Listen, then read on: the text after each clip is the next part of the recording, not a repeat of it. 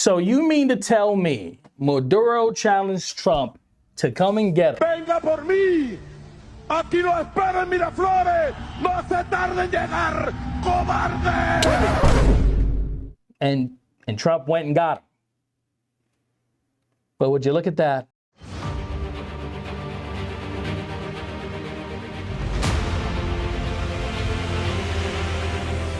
Welcome back to the channel. I'm Noel, and we got a lot to cover today. So make sure you guys got a coffee, and let's lock in for the rest of the episode. So first things first, if you haven't heard, Maduro has been apprehended by U.S. forces. I believe they were Army Rangers last night before the sun came up. No U.S. forces were harmed, and he's currently being escorted into custody in New York State to be prosecuted there for his narco crimes. Not sure how I feel about that happening in New York, but I suppose. Now, there's a lot of talk on the left and the right on whether or not this was necessary, if Trump could have did this differently, if this was unconstitutional, whatever.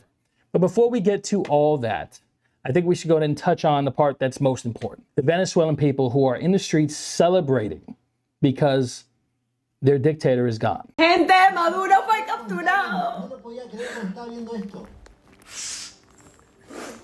No lo puedo creer. Se fue Maduro. Bro, está pasando. ¡Está pasando!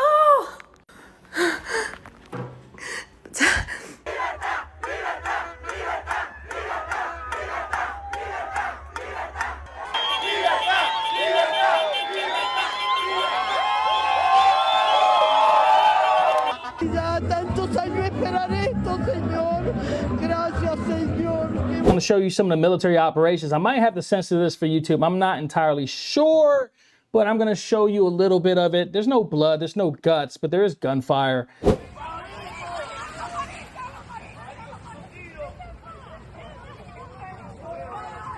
He has offered everything. He's offered everything. You're right. You know why? Because he doesn't want to fuck around with the United States. Thank you, everybody. There apparently hasn't been any military response by Venezuela, at least in terms of strafing up in the air and missiles and this sort of thing. What do you take from that there apparently has not been any or much return fire? Yeah, I mean, the fact that, again, the confirmation that the U.S. is involved in this does change things dramatically. But the fact that there hasn't been a more widespread military response, even small arms fire, just shooting wildly into the sky, in a defensive manner, indicates that maybe this regime was a lot more thinly supported than we were led to believe, and perhaps this is over already before it's begun. As you can see there, our military let the Maduro compounds have it. And here's Maduro in cuffs. It is also said that they have taken his wife into custody and that she will be charged as well. Supposedly, they apprehended Maduro in a shorter time that it took for you to watch the entire Stranger Things finale. And by the way, the Stranger Things finale was crap. So Trump did indeed do a press conference at 11 a.m. this morning. Here's what he had to say to include Marco Rubio and Pete Hegseth. We don't want to be involved with having somebody else get in, and we have the same situation that we had for the last long period of years. So we are going to run the country until such time as we can do a safe, proper, and judicious transition. And it has to be judicious because that's what we're all about.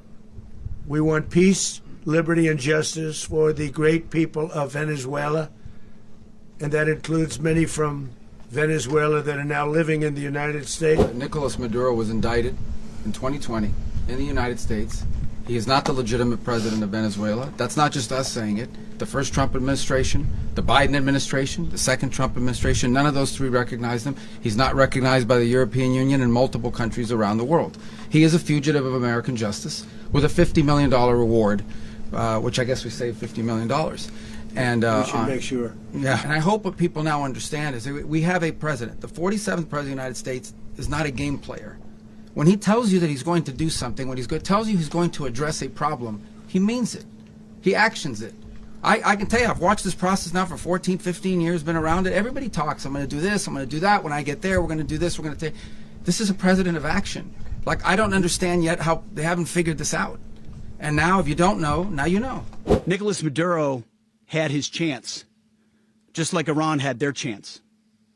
until they didn't and until he didn't. He effed around and he found out. Now, as you all know, whenever Trump does something, no matter how positive it is for the West or the United States, they always have to make it a negative. So here's some of what the left is spewing online in regards to what Trump did. And you can imagine what it is that they're saying. It's all the same rhetoric as always. So here you have AOC saying, it's not about drugs. If it was, Trump wouldn't have pardoned one of the largest narco traffickers in the world last month. It's about oil and regime change. And they need a trial now to pretend that it isn't, especially to distract from Epstein, plus skyrocketing healthcare costs. Yeah, okay, AOC. Meanwhile, Matt Van Swell comments, Democrats are literally defending narco terrorists now. Unbelievable. I can't believe I ever voted for Democrats. What a fool I was. And then you have a comment from the new mayor of New York City, Zoran Mamdani. I was briefed this morning on the U.S. military capture of Venezuelan President Nicolas Maduro and his wife, as well as their planned imprisonment in federal custody here in New York City. Unilaterally attacking a sovereign nation is an act of war in violation of federal and international law. This blatant pursuit of regime change doesn't just affect those abroad, it directly impacts New Yorkers, including tens of thousands of Venezuelans who call this city home. They're probably celebrating in the streets, bruh. My focus is their safety and the safety of every New Yorker, and my administration will continue to monitor the situation and issue relevant guidance. And then you have Democratic U.S. Senator John Fetterman, the only guy on the left with sense, says, grateful for our U.S. military personnel that handled these orders in Venezuela with precision. I maintain that we have the strongest and most lethal military in the world. Today proves that even more. And then we have Mike Collins. First time I've seen Democrats upset about arresting a president. He's not wrong. Here's a post you'll find funny here. Maduro will probably be gone within a week. Someone down here says, this will age like milk.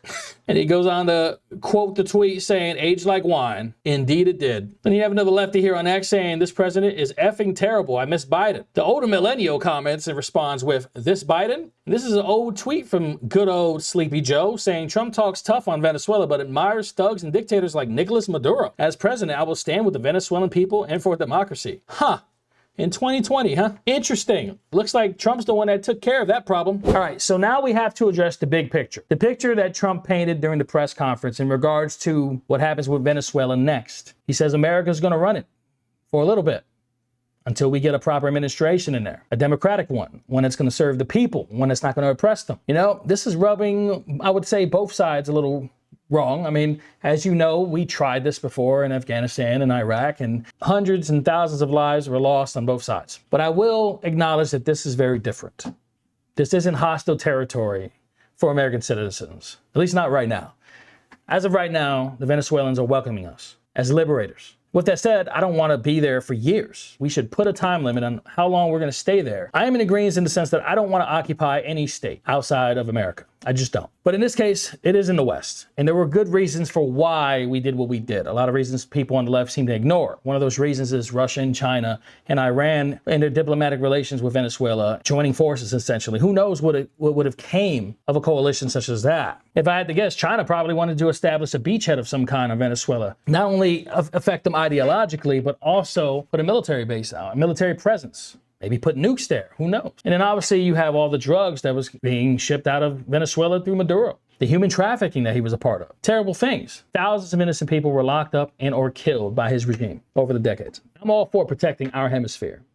Not so much for going overseas and trying to be a hero over there or police over there, but when it's in our hemisphere, I'm for it. However, we need to keep an eye on occupation, so to speak, and running Venezuela. But I hope it's short-lived, and before the end of 2026, the Venezuelans have their entire country back and they're running it peacefully alongside America. As always, if you enjoyed the video, make sure you like, subscribe, comment below. Let me know what you thought. Christ is King, and God bless every single one of you. Much love. I'm out.